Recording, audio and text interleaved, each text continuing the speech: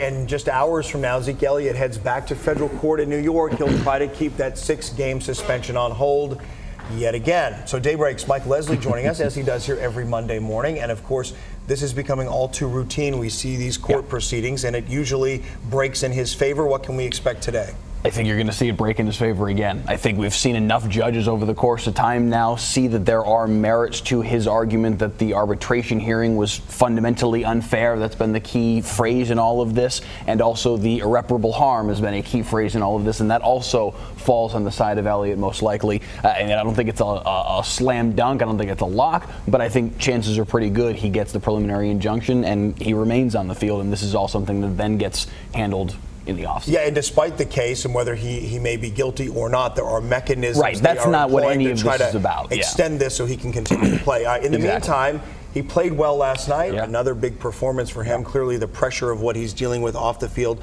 at least as it went down last night, not affecting his performance. Yeah, he's really starting to get rolling. The second half of the Packers game, he started to get things going downhill. Obviously played well against a not very good San Francisco 49ers team. And then yesterday was outstanding in a game where they needed to play that way. You're going to give your key guy, your big-time running back, you're going to give him a lot of carries in a game where it was pouring all day. 33 carries, 150 yards, 2 touchdowns. That's the kind of game you want to see from your running back.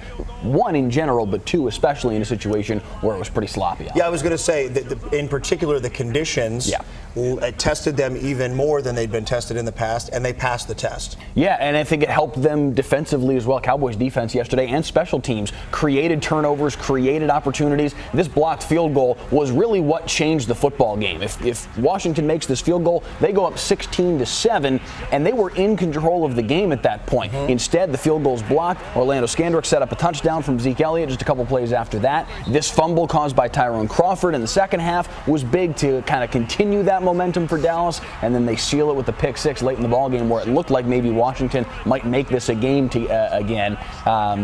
So yeah, the defense and the special teams a big part of why they won that game yesterday, and we're not used to saying that about this team. And yet our viewers who were voting in the poll this morning can't see. I guess it's a passing grade. We'll give them a 5. They get a 3.7, which I guess is like, what would that be? Like a B+? Maybe an A-?